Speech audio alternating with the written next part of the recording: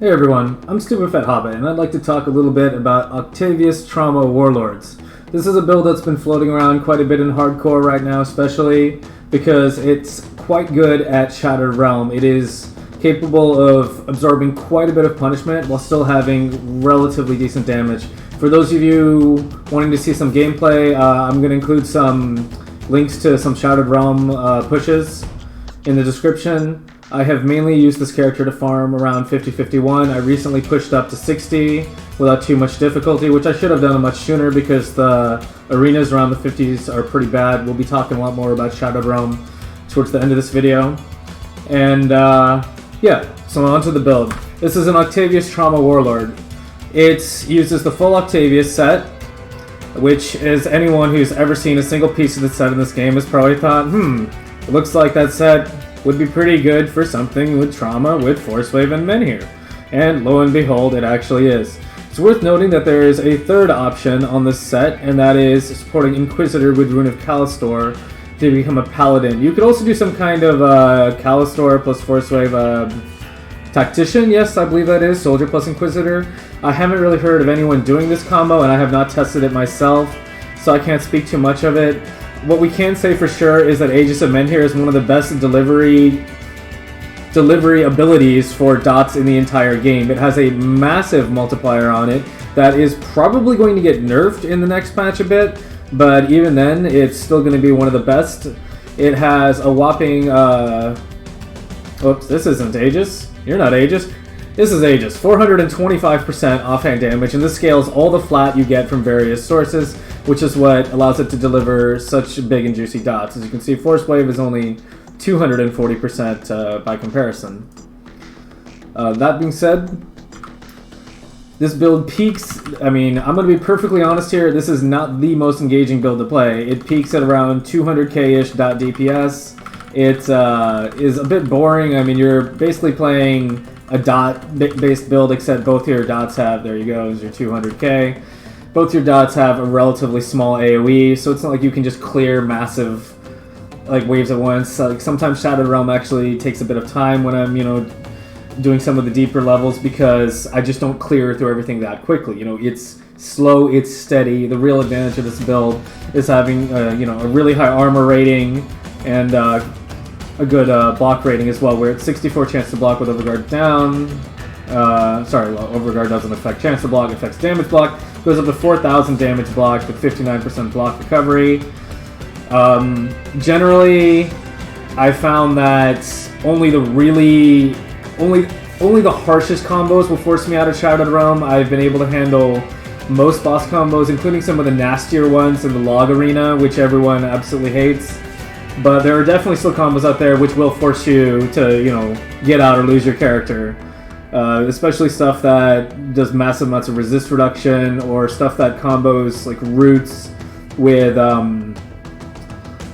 usually shotgunning type damage. The combo that I got the lowest on was Dravis plus Igor. Yeah, Igor, the random dude in Steps of Torment who roots you. That guy plus Dravis, if you get rooted, Dravis's Ravenous Earth type attack can shotgun you, and is definitely one of the rippiest combos in there. So there's lots of little things like that to watch out for. And that's relevant because we are playing a Warlord, which has a lot of CC reduction duration. And the incident I'm talking about, when it happened, was during the 5 or so seconds of downtime I have on Ascension. It's 10-second duration, 16-second recharge, it's 6 seconds downtime. That's all it took, just a little bit to be down. It's part of why I'm running Teleport right now on this character, because you can still teleport while rooted. So this can get you out of a tight spot. I usually save the teleport in there for when it gets really bad and just normally rely on Virus Might to move around. Okay, so let me talk a little bit more about the skills of the build. It's pretty honestly self-explanatory. I'm going to gloss over them a little quicker than I do usual in most of my build videos, because, if you're building a trauma build and you're playing a Warlord, this is one of the easier builds in the game to figure out right now. Oh, a word for new players. I did not level this as Trauma. I leveled this as Force Wave Warlord, and then respect into endgame. I don't know if you could really level with Trauma that effectively. Maybe you probably also want to get Blade Arc Trauma. The reason I don't have that right now, and we'll get to the... And then same with the blind side for Blitz is because in a lot of the worst Shadowed Realm combos, I can't really go into melee very reliably. So this stuff was a bit of like tooltip warrioring, you know, against dummies, and not really going to help me in the worst possible scenarios, which were the ones I wanted to specifically gear my character to survive. So yeah, we've got Force Wave, you know, the trauma part, the first part for the percent scaling. Aegis of Men here, basically the same thing as Force Wave, just a different skill. It hits a lot harder. Guardians for the pen. We're going to talk about Divine Mandate in a second because the devotions are very relevant to that. The obvious under the support skills, yada yada, safety net, a little bit of armor here, and you know, War Cry, very important. You really want this part especially maxed because a lot of stuff in the game has fizz resist, especially if you want to do super bosses. I did Kaladagra with this build. I've also done Gladiator 150 to 170, which was relatively easy compared to the Shadowed Realm content I've been doing. But yeah, especially some super bosses like Kaladagra have a lot of fizz resist, so having this max will drastically reduce your kill time against him. This build can also do Mogrigan. I haven't personally done Mogrigan with him yet. I'm planning to at some point. Just need to re-gear and set up for that, but it definitely can. I know other people have done it with this build. As far as the new boss, the new super boss, I think, I mean, I've heard of it being done, but I haven't seen exact setups it took for that, and I haven't fought the boss yet, so that's a big question mark. I am going to go after him, most likely with this character at some point, but that may be a one-way trip, so it's probably something I'll do, you know, not for a little while. Okay, so as far as devotions go, we've got relatively defensive devotions because this character is supposed to survive high-level SR, Obelisk of Men here. We pick up Light of Empyrean for the retaliation, the reduced target's damage for 3 seconds, which is global damage, whereas this is or no, these are both global damage. Yeah, the reason I had both was just for higher uptime, and because I was taking this for the resist anyway. This build is actually really, really tight on resists. It's a lot more tight than you might think. It's so yeah, and you're already going to be getting a shitload of blue for Obelisk of Men here, so getting light, which is basically free once you get Obelisk. You know, pretty good idea. Eye of Korvac. So this is the big one that I really wanted to talk about because I was having a lot of trouble getting a good amount of DPS on this build. When I initially had everything set up with the initial devotions that I wanted, I was sitting at something like 3.4k DA and like 2100 OA or something like that. It was pretty one-sided. The thing is, it's really easy to get your DA up if you min-max your gear properly up because there's a 30 DA component. Or augment, sorry, but there's no 30 OA augment. So I was having a lot of trouble getting my OA up, and it wasn't until I switched out of Fist of Vire and into Korvac that I started having a much easier time with that. And this also provided a much more reliable OA DA debuff, you know, versus Blitz, as well as being much safer because, you know, this always, when it's going off, is behind you. So, if it'll proc, yeah, it'll proc someday. But it's always going off behind you when you're kiting. So, there we go. So something's chasing me. Like, they all get hit by it, and they all get debuff. And it's just been a lot more reliable for SR in that sense. The other devotions, again, are pretty self-explanatory if you're just going for a trauma build. As I said, you know, because you're locked on Obelisk of Men here, there's only so many choices you can take. Korvac provided some really good, much desperately needed OA, and this proc is kind of mediocre in the main game, but it's really good in Shadowed Realm for those rougher boss fights. Rounding out the gear, the rares I've got in this build, we've got a Soleil Pants and a Dreadlord ring to give us our leech. This is a really important part of the build and added a lot of survivability. I was having some issues with sustain in SR until I tried adding a significant amount of leech, and which pretty much solved everything. I thought that maybe being a trauma build, my initial hits might not be hard enough to properly sustain the leech. I was pleasantly surprised to find out I was wrong about that, because having just this amount of leech allows me to leech up basically almost all my health from just a single Aegis of Men hero throw. And I can often rely on that instead of potioning if I'm careful in Shadowed Realm. I've got a lot of attack on everything. In fact, it's basically just of attack on everything. because, as I said, I was having massive OA issues, and it wasn't until I managed to go, I went Korvac, out of Vire, and put these all in to get my OA up to roughly 3k before Ascension, 3.3k with. That allowed me to finally drop Oleron, which I was spec'ing to for a while because of OA issues, and go back to Divine Mandate, which is the one I originally wanted to go with, which has the crit damage. And this basically, you know, gave me roughly 50% more-ish damage compared to my previous setup. Other pieces, Basilisk Fang, crit damage to Aegis of Men here. This is just a overall good item. Mine is just a rune carve, which means unfortunately the percent increase don't really help me, but again, I was having issues with resist on the build, so this helped quite a bit with that.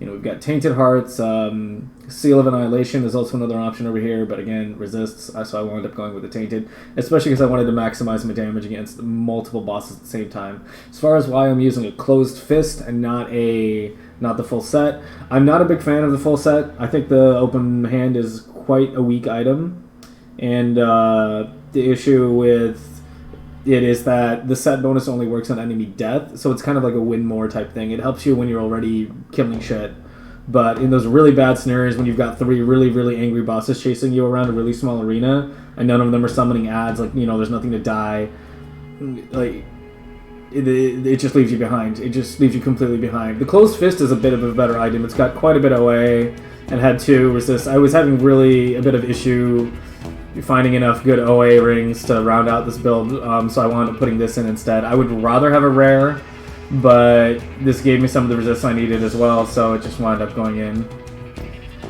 Yeah. The rest is pretty obvious. Shadowed Realm Ward, this you can change for the Peerless Eye if you want. Again, survivability, Shadowed Realm, 3 all max res, very, very strong stat, so that's why I decided to opt for it. Serenity, this is my only real serious safety net. I used to really like running Mark of Divinity on most of my hardcore builds that I take into rougher situations, but I've kind of gotten used to running just Serenity, and honestly, it's a pretty good substitute for it. I really like this proc, and it's a much lower opportunity cost slot than the metal because there's a lot more metal MIs and legendary set medals now, which make it a lot harder to squeeze in a Mark of Divinity in a build than it used to be. Double Seals of Might to get our Fizz resist as high as we can get it. We're at 34, just sitting in town. And, yeah, resist overcaps. We are overcapped as much as we reasonably can be for Shattered Realm stuff, so I don't have to be chugging potions left and right. I was actually able to get more overcapped than I was planning to. Like, I was willing to use quite a bit of consumables, but I was able to balance it in a way that I was pretty happy with both my resist and my DA. I only have a couple DA augments. I could have slightly higher DA, but, you know, as I said, like, I felt like my DA was high enough. I wasn't really ever being crit by anything. Then, of course, stuff has DA debuffs, so you want to have higher, you know, it's good to have higher DA, but you know, some choices you have to make, some compromises you have to make. And the thing is, a lot of stuff in Shadowed Realm can debuff you way more than 30. Like, Anasteria alone debuffs by 50. You can get... I've had combos that debuffed me by up to minus 68 total. Really nasty. I noped out of there pretty hard when I, you know, saw exactly how much I was being debuffed by. Grim Eternals is really useful for Shadowed Realm, by the way, because it shows you what you're being debuffed by in a much more clear way than the game does by default. And yeah, the Green Shrine helps a lot with the overcaps in Shadowed Realm, but you can't always rely on a Green Shrine. So yeah, I elected to get overcapped as much as reasonably possible. I still pop a couple potions. I think Venom Guard was the only one I was really popping for, like, Kaisen Kaisen Sentinel kind of stuff. But other than that, I've got the heavy-duty consumables for the rougher Shadowed Realm stuff.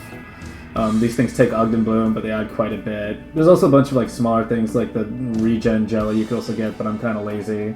But yeah, these are pretty self-explanatory. Aether Cluster is always really good to have for Shadowed Realm. Can really get you out of a tight spot if you got your potion down and nothing else is up. Yeah, I did skills, devotions. I think that about covers it for gear. I think that was about it for Shadowed Realm as well. This build can definitely do up to 75 and farm 75-ish in hardcore, although it's definitely going to get pretty rippy around there. As I said, I'm on around 60 right now, and I can handle it pretty well. But you know, it definitely gets a little scary sometimes. So the thing is with Shattered Realm is there's a lot of RNG in the boss fights. Like a lot of Shattered Realm is just knowing what you can and can't handle, just looking at the boss combos and being like, you know, can I take this or can I not take this? Like, keep an eye on how much damage you're taking, how much DA you're being debuffed. You just have to keep an eye on a lot of things, and always just keep moving. You know, just keep kiting. The way this is completely set up right now is a kite build, so you're basically just a really tanky kite build. So you can play to your strengths, and you'll be fine. So yeah, hope you guys enjoyed the video. Thanks for watching. As I said at the beginning, there's going to be links in the description to the Grim tools, to Shattered Realm gameplay footage, and I'll also include a generic Force Wave / Eye Reckoning leveling tree for a Warlord that you can use to level this build. It is worth noting that Octavius set seems to be one of the rarer sets in this game. I would say there's like 2 tiers of rarity for legendaries in this game, and Octavius seems to be a bit rare. So if you're planning on farming this on your first character, just be aware it might take a while. It might take a while. So yeah, but it's definitely a really strong build to do when you get the set. So thanks again, guys, for watching. Hope you enjoyed the video. I'm Stupid Fat Hobbit. My Twitch is Twitch TV SF Hobbit, and good luck out there.